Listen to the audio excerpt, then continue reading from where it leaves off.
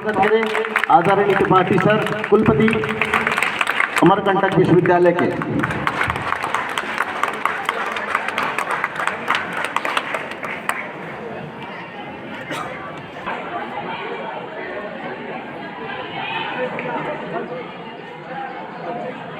Doctor Bhimrao Ambedkar शासकीय महाविद्यालय में आज के इस कार्यक्रम में हमारे साथ उपस्थित जो हमारे विशेष सहयोगी हैं प्रोफेसर संजय भयानी जी, डॉक्टर बापू सोने जगदाले जी, यहाँ के यशस्वी प्राचार्य डॉक्टर जेपी साहू जी, जिनका नाम हम लोगों के साथ कोऑर्डिनेटर के रूप में जुड़ा है, ऐसे डॉक्टर एस के Tripathi ji, doctor D Mishra ji, doctor S R Mahendra ji, doctor T Gautam ji और IQAC सेल के कोऑर्डिनेटर इस महाविद्यालय में डॉक्टर आशीष तिवारी जी।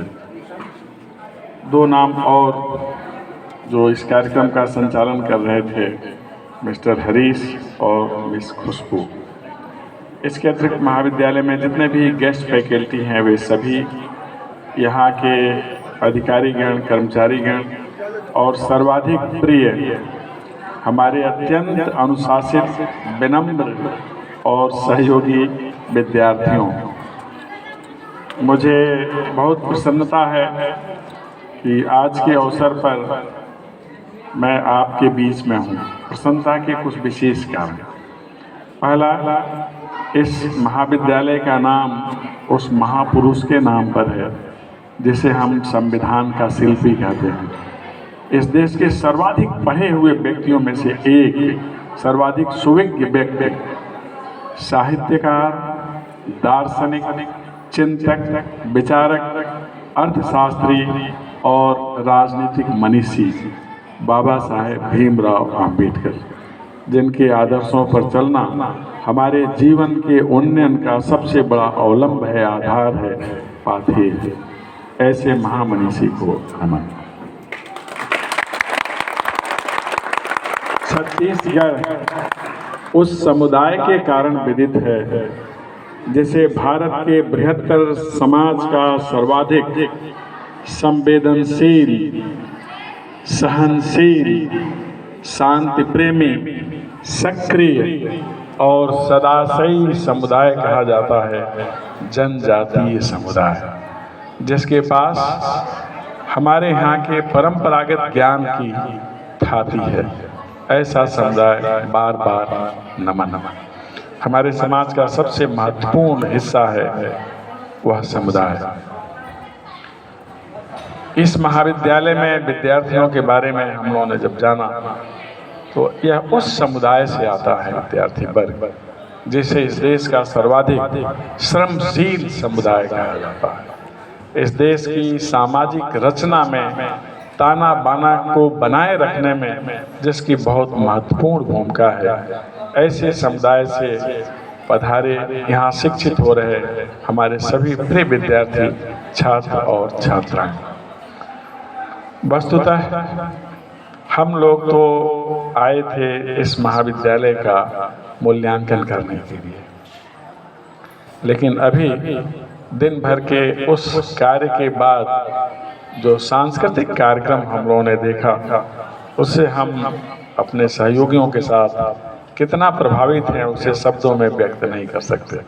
विशेष करके जो विविध प्रकार के नृत्य हुए, दो का नाम मुझे ध्यान में है, सुआ नृत्य और फिर पंथी नृत्य। इसके अतिरिक्त बहुत कुछ हुआ। पहले मैं सांस्कृतिक कार्यक्रम की चर्चा आपसे कर लूँ, उसके बाद फिर इस महाविद्यालय के अकादमिक संदर्भों की चर्चा करूँगा। वस्तुतः छत्तीसगढ़ लोक कला, लोक संस्कृति, लोक नृत्य, लोक साहित्य के लिए विख्यात है। एक ऐसा प्रदेश जहाँ प्रचुर मात्रा में प्राकृतिक संसाधन हैं, आध्यात्मिक धरोहर है, सबसे बड़ा जलप्रपात, जलधारा, जल स्रोत और खनिज संपदा संपन्न, जहाँ की बोली इतनी मीठी है कि शायद मिठास शब्द भी वहाँ तक ना पहुँच सके। इसीलिए छत्तीसगढ़ जाना जाता है। यहाँ का जो नृत्य है अद्भुत, एक केवल सुआ नृत्य की अगर बात करूं जिसके बीच में तोता बैठता है, जिसे पट्टू भी कहते हैं, बहुत सारे नाम सुख कहते हैं, वह इतना महत्वपूर्ण है, इसके बारे में आप लोगों को जानना चाहिए। एक ग्रंथ है इस देश का जिसे श्रीमद् भागवत कहते हैं, 18 पुराणों में सर्वाधिक महत्वपूर्ण पुराण, जिसमें 12 स्कंध हैं, 18,000 श्लोक हैं। जो प्रकृति का विकास क्रम है, सृष्टि का विकास क्रम है और स्वयं ईश्वर के स्वरूपों का विकास क्रम है, उसमें पंडित है। इसके रचयिता भगवान वेदव्यास स्वयं समर्थ नहीं थे कि उसे 7 दिन में सुना सके परीक्षित को। वह सामर्थ्य थी सुखदेव के पास। सुखदेव त्रेता, द्वापर, कृतयुग, सतयुग, सभी युगों के जो 4 युग हैं हमारे, सतयुग, त्रेता, द्वापर, कलयुग, सभी युगों के सूत्रधार हैं जो सब में होते हैं। आप लोगों ने अमर कथा नाम सुना होगा। जब भगवान शिव माँ पार्वती को अमर कथा सुना रहे थे तो उनके साथ जो दूसरा जीव अमर कथा सुनने वाला था वह सुखदेव है। इसलिए वह भगवान राम को भी प्रिय हैं, माँ जानकी को भी प्रिय हैं, शिव को भी प्रिय हैं, पार्वती को भी प्रिय हैं और पूरे सृष्टि के नियंताओं को प्रिय हैं। उनमें सामर्थ्य कि भागवत कथा को 7 दिन में सुना सके। इसलिए जहाँ भी यह कथा होती है पीठ व्यास कही जाती है, लेकिन उसके पीछे मूल भाव सुखदेव का होता है। इसीलिए जब सुख नृत्य होता है तो हम उस पक्षी का नमन करते हैं जिसे तोता कहते हैं, पट्टू कहते हैं, सुख कहते हैं, क्योंकि हमारी परंपरा का अमर पक्षी है जिसके ऊपर सभी ईश्वर की कृपा होती है। आप सभी जानते हैं कि कोई भी जीव ऐसा नहीं है जिसका हमें सम्मान नहीं करना चाहिए। सब में ईश्वर की ही आत्मा निवास करती है, मनुष्यों में भी, सभी जंतुओं में भी, पशु पक्षियों में भी। लेकिन कुछ प्राकृतिक कारणों से, कुछ आहार की विचित्र प्रियता से पक्षियों का कुछ लोग पहले शिकार करते रहे। दुनिया की एकमात्र पक्षी ऐसा है सुखनास, जो अबद्ध है, जिसके बारे में कभी कोई खराब विचार नहीं रखता, क्योंकि दुनिया का सर्वाधिक शुद्धतम पक्षी जीव कहा जाता है। हमारे यहाँ की मान्यता है, आप लोग आम देखे होंगे, अमरूद देखे होंगे, जिस फल पर सुखदेव चोंच लगा लें वह फल अमृत हो जाता है। उसे जरूर खाना चाहिए और बांट के खाना चाहिए, क्योंकि वो प्रसाद होता है भगवान राम का भी, विष्णु का भी और भगवान भोलेनाथ का भी। किसी पक्षी का खाया हुआ फल प्रसाद होता है तो सुखदेव हैं, और किसी मानवीय प्राणी का खाया हुआ फल प्रसाद होता है तो वह माँ सबरी हैं, इसी क्षेत्र में होती है। आप सब जानते हैं कि हम लोग कथा सुनने के बाद, जिसकी भी कथा सुनते हो, प्रसाद लेते हैं। हम मानते हैं कि प्रभु ने उसका स्पर्श कर दिया, वो प्रभु का प्रसाद होता है। लेकिन जो स्वयं प्रभु हैं, त्रिलोक स्वामी भगवान राम, वह प्रसाद लेते हैं माँ सबरी से। कितनी महत्ता है इस क्षेत्र में, यह माँ सबरी का क्षेत्र है। इसलिए भी यहाँ आने का मुझे बहुत सुख हुआ। एक ऐसा क्षेत्र जो 3 और विशेषताओं से जाना जाता है, कासा, कोसा और कंचन। कंचन का अर्थ केवल धातु से नहीं है, कासा पात्र हो सकता है, कोसा रेशम हो सकता है, लेकिन जो कंचन है, यहाँ का कण कण कंचन है, यहाँ का जन जन कंचन है, यहाँ के सभी मनुष्य कंचन है। और इसीलिए उनके चेहरे पर चमक है, क्योंकि वह सभी संतोषी हैं और उत्साही हैं, सहयोगी हैं। इसलिए हमें प्रसन्नता है इस परिसर में आने की। जो सांस्कृतिक कार्यक्रम यहाँ प्रस्तुत किए गए वह एक से बढ़कर एक है। मैं ये नहीं कह सकता कि कौन सबसे अच्छा है, वस्तुतः सभी एक दूसरे से अच्छे हैं। इसलिए सभी बच्चों को जिन्होंने कार्यक्रम प्रस्तुत किया बहुत बहुत आशीर्वाद, बहुत बधाई, बहुत शुभकामनाएं। उससे भी ज़्यादा उन्हें साधुवाद जिन्होंने इन बच्चों को प्रशिक्षित किया है, जो भी शिक्षक हों या जिन्होंने भी इन्हें प्रशिक्षित किया है, उन्हें भी बहुत आशीर्वाद, बहुत साधुवाद। हम लोग जब इस कॉलेज में आए तो हमारा ध्येय होता है, मूल्यांकन टीम का ध्येय होता है कि हम अच्छाइयों पर भी विचार करें और कमियों पर भी विचार करें। यह दुर्लभ संजोग है कि हमारे साथ जो सहयोगी आए हैं सिर्फ और सिर्फ अच्छाइयों पर विचार करने वाले लोग हैं। हम कमियां देखने नहीं आए हैं, हम आपकी अच्छाइयां देखने आए हैं। मूल्यांकन एक प्रक्रिया है, उसका परिणाम कुछ दिनों के बाद आता है। जो मूल्यांकन करता है उसके हाथ में भी बहुत कुछ नहीं होता, लेकिन उसका हाथ खुला होता है, बंद नहीं होता, और खुले हाथ से वो देने के लिए ही आता है।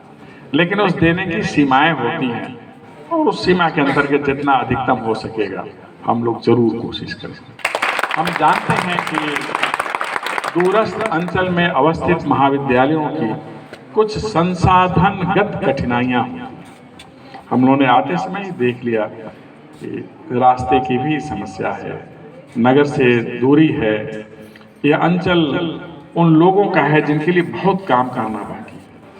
हम लोग विकास के दो मानक देखते हैं, एक वह जो विशिष्ट वर्गीय विकास है, वे लोग जिनके पास सारी सुविधाएं हैं लेकिन वह शिक्षण संस्थानों से वह गुणवत्ता नहीं देते समाज को जो ऐसी संस्थाओं से निकलता है।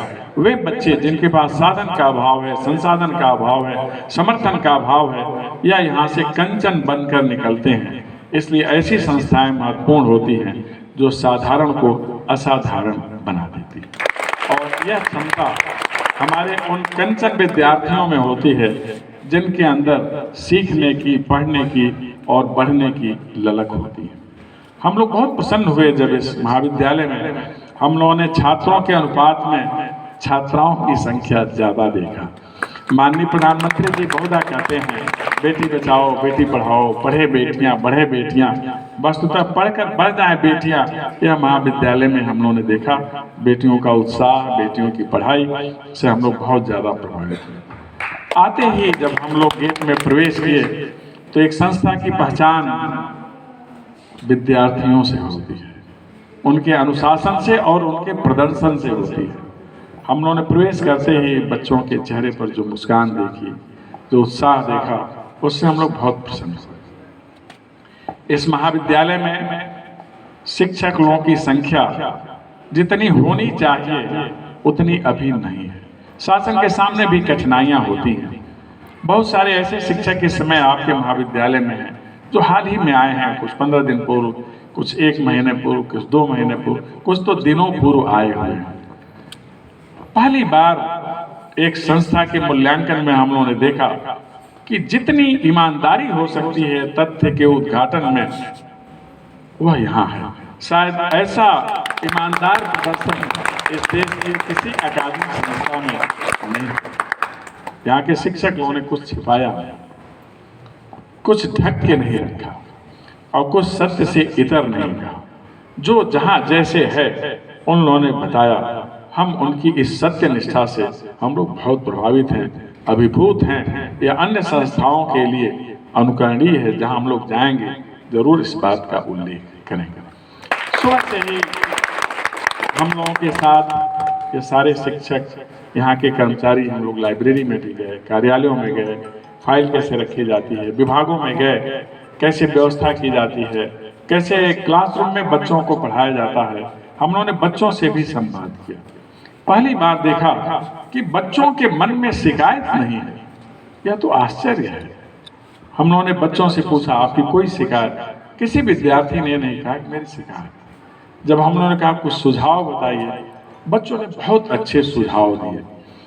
हम लोग अपने प्रतिवेदन में उन सुझावों का उल्लेख करें। वे संस्थाएं धन्य हैं, वे शिक्षक धन्य हैं जिनके विद्यार्थियों के मन में शिकायत का भाव ही नहीं। ये आश्चर्यजनक है।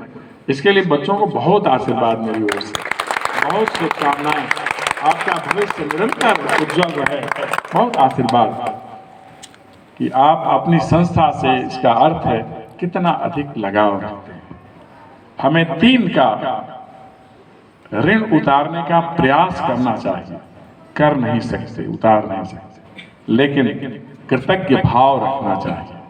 वह 3 है हमारी मातृशक्ति जिसने हमें जन्म दिया है, दूसरी मातृ संस्था जिसमें हम पढ़ते हैं या पढ़ाते हैं, और तीसरी मातृभूमि। इसके ऋण से हम कभी उऋण नहीं हो सकते। इसलिए माँ की आलोचना नहीं करनी चाहिए, मातृ संस्था की आलोचना नहीं करनी चाहिए, और मातृभूमि की आलोचना नहीं करनी चाहिए।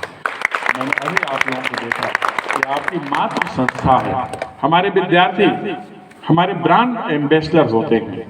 जब आप इस कॉलेज के बाहर जाते हैं तो हमारे आप एम्बेसडर होते हैं। आपके व्यक्तित्व से, आपकी वाणी से, आपके व्यवहार से हमारे कॉलेज की छवि बनती है। आप निरंतर ऐसा प्रयास करेंगे, मुझे पूरा विश्वास है। एक समाज को बनने में, विकसित होने में जो सबसे बड़ा तत्व होता है, सूत्र होता है, वह अनुराग भाव होता है, एक दूसरे से लगाव। वह मैंने आप लोगों में देखा। विद्यार्थियों के बीच पारस्परिक लगाव, छात्राओं के बीच पारस्परिक लगाव, छात्राओं और छात्रों के बीच पारस्परिक लगाव, शिक्षक और शिक्षार्थियों के बीच पारस्परिक लगाव, यह अद्भुत है। इसे आप लोग आजीवन बनाए रखिएगा। इसी से हमारा समाज बनता है और विकसित होता है। हमारे जीवन में जो हमारे